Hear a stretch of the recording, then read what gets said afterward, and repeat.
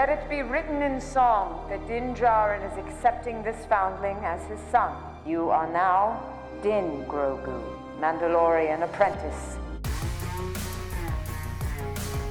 Hey, welcome back to ScreenCrush. I'm Ryan Airy. So let's talk about The Mandalorian Season 3, the ending, and then tell you what we think is coming up next for this show and for all of Star Wars. The final episode of The Mandalorian Season 3 kind of feels like an end for the entire series. The Mandalorians are back on Mandalore and they found peace. It looks like Bo-Katan is finally ruling her people without needing the darksaber. Moff Gideon is dead and so are his clones. Din Djarin has officially adopted Grogu and everything was wrapped up very nicely, and it's almost like this is the end. So The Mandalorian is over? Ah, come on man, who are we kidding? It's far from over. Nothing ever ends. Season 4 is definitely happening, and Jon Favreau already confirmed that the scripts are already written. So what's next for Din and Grogu? What's going to happen to the Mandalorians, and how will the Shadow Council and the First Order tie into Season 4? Is Thrawn going to appear? And we're going to talk about how the Mandalorians could lead to Dave Filoni's Mandoverse movie. You don't have the resources to protect the Outer Rim, let alone hunt down Imperial remnants. And I need work. Alright, first of all, everybody's got to chill out with the speculation that Bo-Katan Kryze is replacing Din Djarin. Bo and others will appear in the future, but I believe the ending of Season 3 got Din and Grogu to where the show wanted them to be from the start. Space dad and son going on adventures across the galaxy, saving people in small towns, fighting bad guys, all of that space western storytelling from the first 2 seasons. And that is what the ending of this season pretty much establishes. Din pretty much goes back to being a bounty hunter. I can bring you in warm, or I can bring you in cold. Din will now work as an independent contractor for the New Republic, with Carson Teva being his go-between. Din's bounty will be the Imperial remnants in the Outer Rim. This puts Din and Grogu on the trajectory of eventually crossing paths with the Shadow Council. Those are the leaders of the Imperial remnants, so the Dins are going to have to take them down one by one, and sooner or later that will lead Din and Grogu to Grand Admiral Thrawn. Grand Admiral Thrawn's return will herald in the re-emergence of our military. He's the person who's behind the Shadow Council. He's going to appear in Ahsoka, and he's probably the big bad of this Mandoverse. Now, I'm going to explain how Thrawn fits into the Mandalorian's future later in the video, but for now, let's stick with Din and Grogu. Don't you mean Din Djarin and Din Grogu? Yeah, so I guess I'm talking about Djarin and Grogu. Still, not sure how the name works, but whatever. My name's the Human Spider. I don't care, get out there. No, he got my name wrong. Get out there, you moron. Din and Grogu roll off the tongue so much better, so we're going to stick with that. After Season 2, when Din won the darksaber, many fans assumed that Season 3 would explore Din becoming the ruler of Mandalore. But being a ruler was never who Din was as a character. This isn't him being Jon Snow. I don't want it. Din is simply not meant to rule anyone. Now that he helped unite the Mandalorians, Bo-Katan is their leader, and this frees Din up to serve a much more fitting role. He's a gunslinger, a wanderer, a father to Din Grogu, and a galactic hero who's the linchpin between his people and the Outer Rim and the New Republic. And thanks to Din, there can be a strong alliance between the Mandalorians, Navarro and Tatooine, since Boba Fett is the daimyo of Mos Espa. And this alliance will be very important later on when a new threat rises in the Outer Rim, but I'm going to get to that soon. Anyways, this direction for Season 4 means that the Mandalorian is basically going to become the Rangers of the New Republic. Wait, Din's a Power Ranger now? No, that's a different kind of Ranger. So, in case you forgot, after Season 2, Lucasfilm was planning to do a show called Rangers of the New Republic. It was supposed to be about Cara Dune joining the New Republic Special Forces. But, as you know, Cara Dune went on a vacation on Tatooine and she accidentally fell into a Sarlacc pit and she's never been heard from again. For real? No, not really. I mean, we all know why Cara Dune's not going to be around anymore, so let's not get into that. Though she might have actually died in Gideon's prison ship rescue, but I guess we'll never know for sure. Anyways, it's obvious that many story ideas from Rangers of the New Republic were integrated into Mandalorian Season 3, and that sort of worked and it sort of didn't work at the same time. Now that Din and Grogu work for the New Republic, I guess they can be the Rangers, or more accurately, they can be the heroes of the Outer Rim. All of this brings Din a step closer to becoming Space Batman. Actually, wait, now that I think about it, Din is Space Batman. I'm Batman. I mean, think about it. He doesn't just look and fight like Batman, he's even got his own Batmobile and a Boy Wonder sidekick. So, Carson Teva will basically be Din's Commissioner Gordon, and I love that. Teva meeting Din on New Republic outposts, giving him information about Imperials and dangerous criminals. Teva works for the New Republic, but they're all corrupt and suck at protecting the galaxy, like the police in Gotham. So now, Din will travel the Outer Rim, beating spy stealers, busting pirates, and taking down the Imperial Remnant, who are sort of like the mob in Gotham. So yeah, this is basically Space Batman and Jedi Robin, and I love it.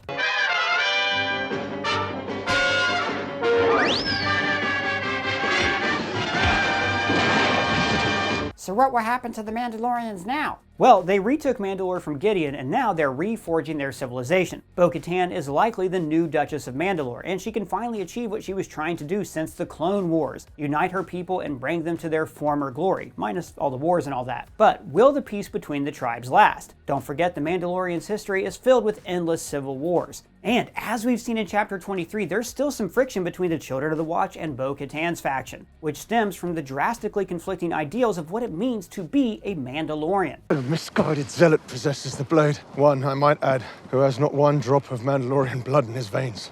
That's racist.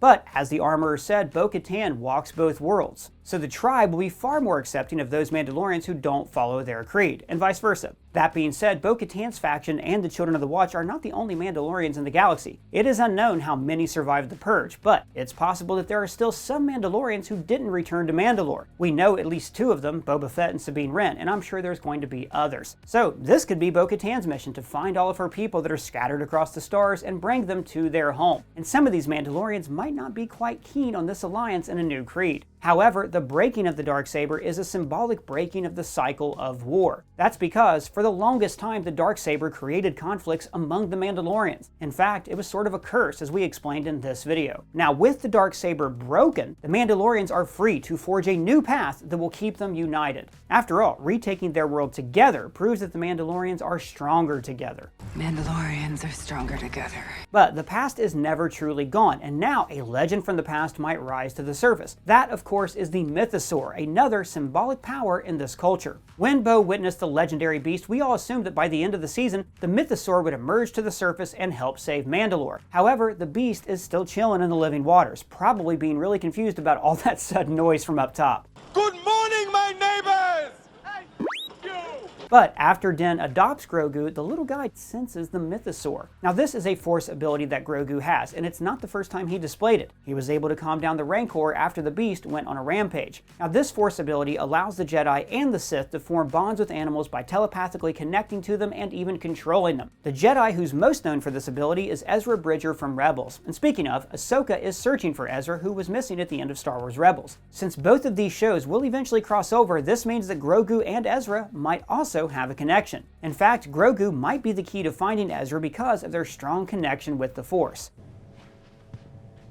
Do you have something, a cowl or something you can put on? I'm too sexy for my shirt.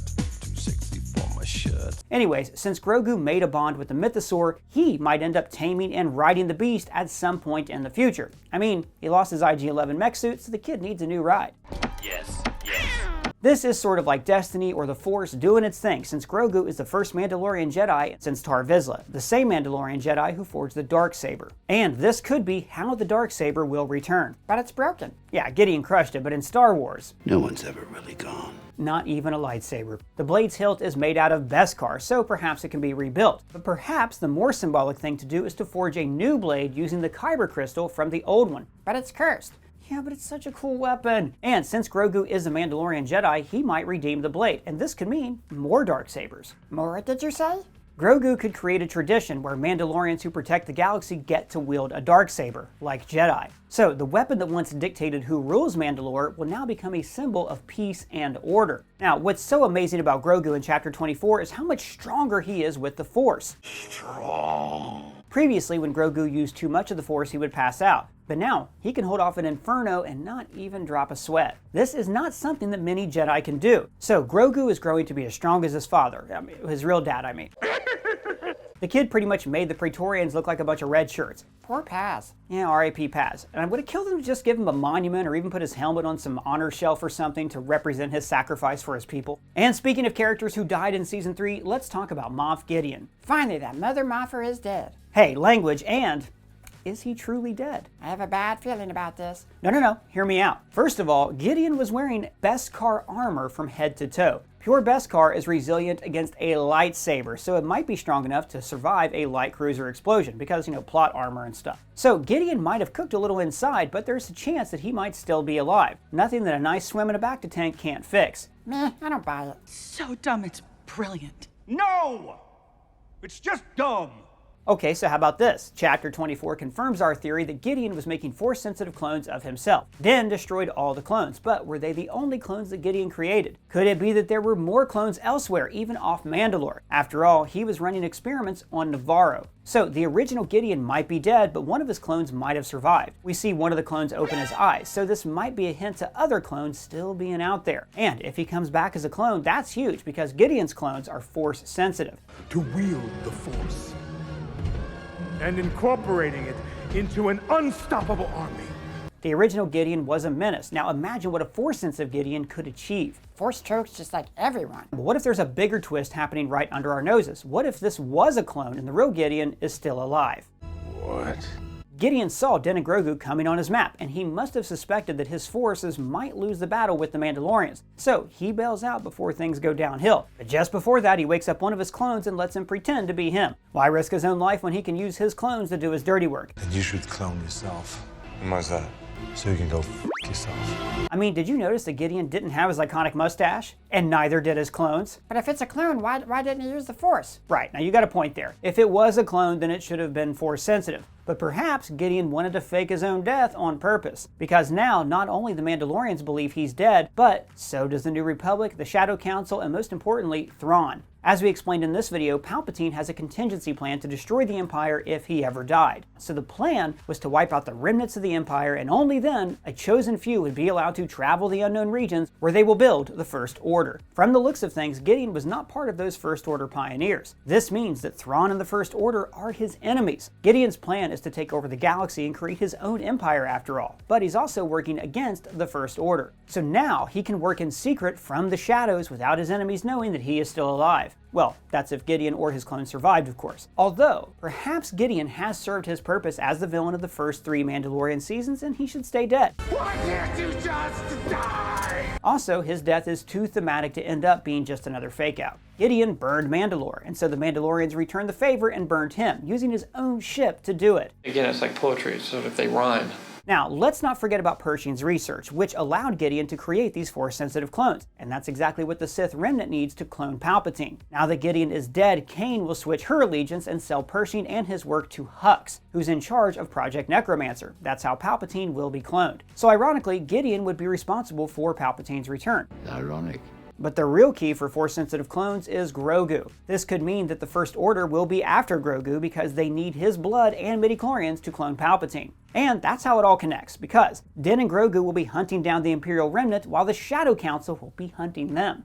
Now the hunted becomes the hunter. And this is also where the Mandalorians could become the galaxy's heroes. If all goes well, then under Bo-Katan's leadership, the Mandalorians could become the guardians of the Outer Rim, sort of like the Jedi. And that is such a perfect story for the Mandalorians. Originally, they were introduced as villains, with Boba Fett being one of the bad guys in Empire. And now, after a long journey, the Mandalorians will become the heroes of the Outer Rim, the part of the galaxy where the New Republic is actively neglecting their duties. They're not a member planet.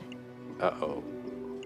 It's not good. So the major conflict of Season 4 could be the Mandalorians finally ridding the Outer Rim of the Imperial Remnant and becoming the new heroes of the galaxy. Oh yeah, so then where were they at in the sequels? Well, you never know. They might have joined the fight against the First Order, but we just didn't see them. Lots of ships, after all. Or perhaps the Mandalorians were busy dealing with another galactic threat at the time. So let's talk about the future of the Mandoverse and how Din and Grogu fit into the culmination of the New Republic era, and the threat that the heroes of this era need to stop. Heroes like Din, Grogu, Bo-Katan, other Mandalorians, Ahsoka, Boba Fett, and many others. Also, Skeleton Crew will be part of it. Vane, who's the surviving pirate from Season 3, is going to appear in Skeleton Crew. So Thrawn is the big bad? That certainly appears to be the case. He was teased as a leader among the Shadow Council, and he will be the main villain in Ahsoka. So it makes sense if Thrawn will be the overarching villain of the Mandoverse. But what if Thrawn isn't the final boss after all? There might be a different threat in the Mandoverse movie. Our true enemy has yet to reveal himself. The new Thrawn books from Timothy Zahn, the Thrawn trilogy and the really good Ascendancy trilogy, shed a whole new light on who Thrawn is. In Rebels, and before that in the non-canon Thrawn trilogy, he was always presented as a bad guy, a 4D chess player mastermind who did really bad things for the Empire. But these new books present Thrawn as more of an anti-hero, a man who's desperately trying to stop a mysterious invading threat. See, Thrawn is from the Chiss Ascendancy. They are a strong civilization that prefers to remain isolated in the unknown regions. But the Chiss are under constant threat from the mysterious mysterious Grisk hegemony. Thrawn is obsessed with protecting his people from this threat. This is the reason why he joined the Empire, to assess if they could be used against the Grisk. And it also explains all of his terrible crimes because, from Thrawn's point of view, it's all part of a necessary evil to stop the Grisk. Who deserves what is irrelevant. What matters is who has power. So who are these Grisk? Alright, so the Grisk lurk in the shadows of the unknown regions. They're an empire that, according to Thrawn, could rival the Empire and the Chiss Ascendancy. Wait, are those Klingons? Alright, so there's no footage or animation of the Grisk, not even drawings. So to make this video visually interesting, we have to use some other aliens for reference footage, so this is why you might be seeing some Klingons in your Star Wars video. That is a joke. I get it. It is not funny, but I get it. The biggest threat of the Grisk is their ability to control the minds and souls of their enemies. They turn other species into their slaves, known as clients. They use Jedi mind tricks? Wanna buy some death sticks? You don't want to sell me death sticks. I don't want to sell you death sticks. Actually, no. They probe the minds of their slaves, tinkering with their brains until they twist their wills and turn them into their slaves. Many of them then become their soldiers. The Grisk are a kind of enemy we've never seen before in Star Wars. Thrawn predicted that the Grisk will invade the Outer Rim sooner or later, and we all know that the New Republic will never do anything about the Grisk, not until it's too late. So the ones who will protect the Outer Rim from the Grisk will be the Mandalorians and other heroes like Ahsoka. Now, in theory, Thrawn should be using the Imperial Remnant and the First Order to battle the Grisk. However, the Imperial Remnant is too disorganized and underpowered, and the First Order is only taking its first steps. At the same time, the Chiss are sort of in the middle of a civil war. On top of that, no one takes the Grisk threat seriously. They're like the White Walkers, a threat that only exists in legends. But everything Thrawn is doing is to stop the Grisk, so he will create an alliance with anyone who can help him stop them. That is how he can ally himself with the Mandalorians. They're a strong people, and they're invested in protecting the Outer Rim. Now, at the same time, Ahsoka is after Thrawn, but when she finally finds him, she will also discover the Grisk threat. So Ahsoka will have to work with Thrawn to stop a much more dangerous threat. And the enemy of my enemy is my friend. So Jim is actually my friend. And who knows, perhaps the missing Ezra Bridger is already working with Thrawn because of the Grisk threat. This way, the heroes of the New Republic era will have a threat that is not tied to the First Order because they're the enemy in the sequel trilogy. And that's the major conflict for the Mandoverse movie, the heroes of the New Republic against the Grisk. Now, this era is known to be mostly peaceful, at least from the New Republic's point of view, so the conflict against the Grisk will sort of be a secret war. The battles could take place far in the unknown regions, so this will be a great way to explore new aliens, worlds, and stories. Anyways, the Grisk, the Chiss, and Thrawn are things that we will go over in more detail in a future video. Also, I wouldn't be surprised if Keller and Beck returned in Season 4, tying into all those flashbacks of Order 66. Maybe he survived all these years and he's returning to train Grogu. Anyways, what do you think is going to happen after Season 3? Do you want to see the Grisk in the Mandoverse? And what do you think is next for Din Djarin and Din Grogu? Let me know in the comments below or at me on Twitter. And if it's your first time here, please subscribe and smash that bell for alerts. For ScreenCrush, I'm Ryan Airy.